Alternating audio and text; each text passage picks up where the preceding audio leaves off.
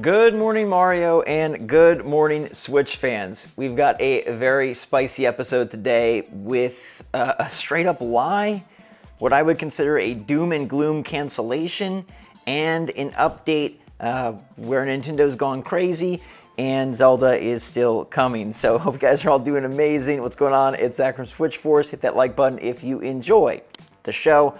Here we go. Let's kick it off with the straight up lie, and I guess I'm just curious on you guys' feedback on this. So let me know in the comments how you react to this. All right, I'm still kind of processing the idea that beat 'em ups, popular Nintendo YouTuber we've talked about before. He got the Zelda Tears of the Kingdom OLED like a month early, and he's very involved in a lot of interesting unboxings and gameplay coverage.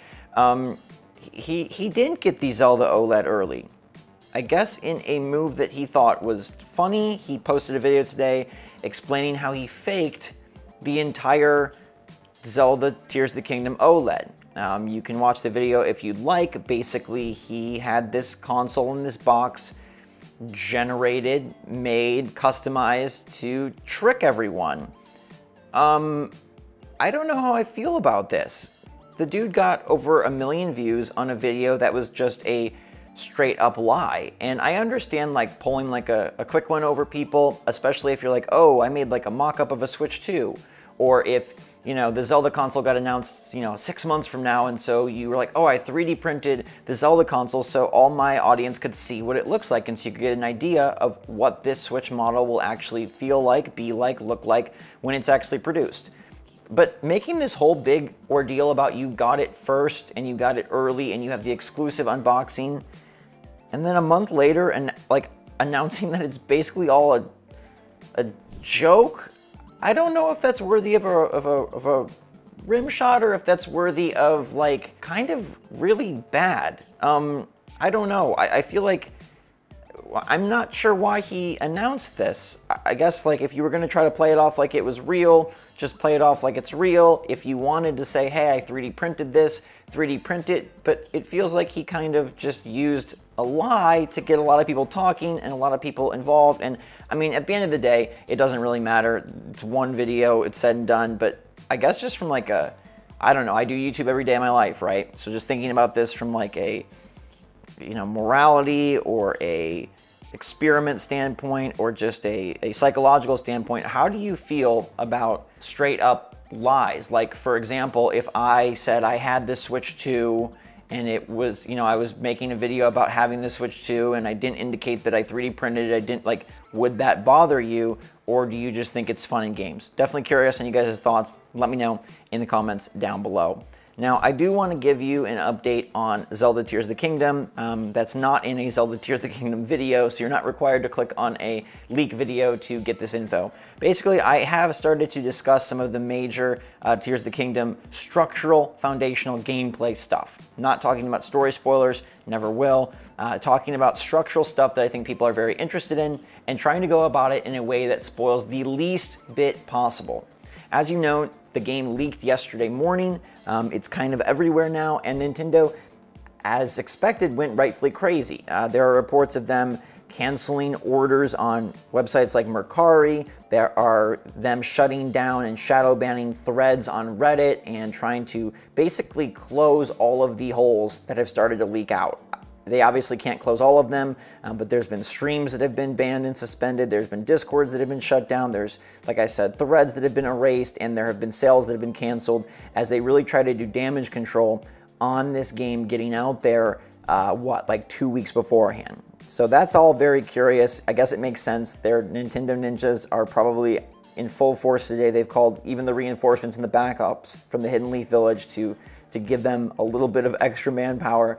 But I did want to just let you know that in terms of coverage, you will probably start seeing major gameplay, screenshot, video, boss, redacted type spoilers out there, including story stuff. But from me, all you will ever see is very well labeled videos that do discuss maybe structure, foundation, things that a typical game would discuss pre-release. This game chose not to, but again, if you don't want that and don't want to see that, I totally understand. The thumbnails will be generic, the titles will be generic, and I'll make sure that you aren't spoiled, and the videos start off with like major warnings. So if you accidentally click on it or it auto plays, you're not going to run into any trouble. I just really, like, I know this game means so much to so many people. It means so much to me, and it's an incredibly exciting time. The leaks are very tempting and tantalizing, I understand, but I also want to balance out, you know, covering what's been leaked by other sources and also protecting my audience and making sure that you're not accidentally getting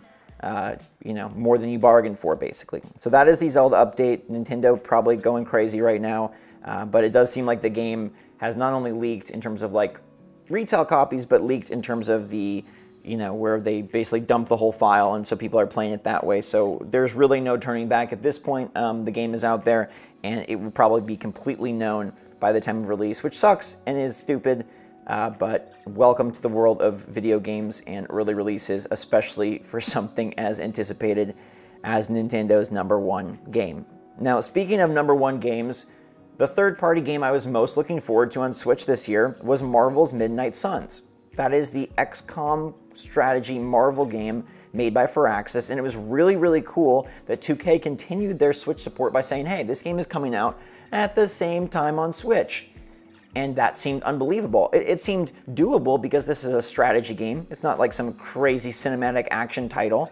But then they announced, okay, the Switch version would be coming later. If you recall, Midnight Suns released on PS5, PC, Xbox, Series X, and S in December of last year. Not on PS4, not on Xbox One, not on Switch. And then just today we get an update that, hey, the PS4 and Xbox One versions are coming digital only on May 11th, which is very soon, next week, next Thursday. And they throw in there, in the middle of their announcement, note that a Nintendo Switch version of Marvel's Midnight Suns is no longer planned. Man, oh man, did they backstab us real quick.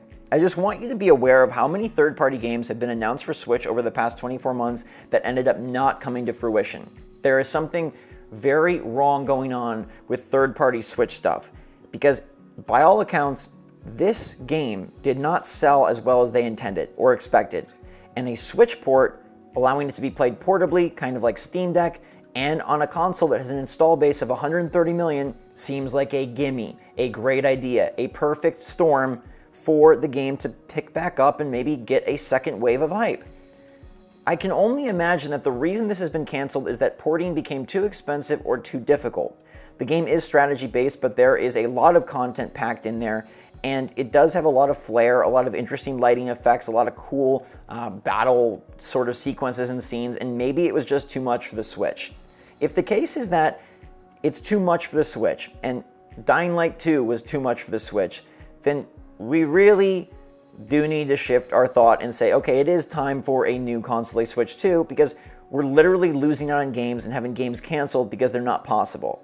If you believe the alternative theory, which is that, hey, why waste money on something that isn't going to really bring more sales, or we don't have the money for it, I guess, but I don't understand what the point of skipping out on that many potential sales is when it should be a port. And we've seen miracle ports, as they're called, from companies like Virtuous and things of that sort, but apparently they weren't able to get this one done, or for whatever reason chose not to get this one done.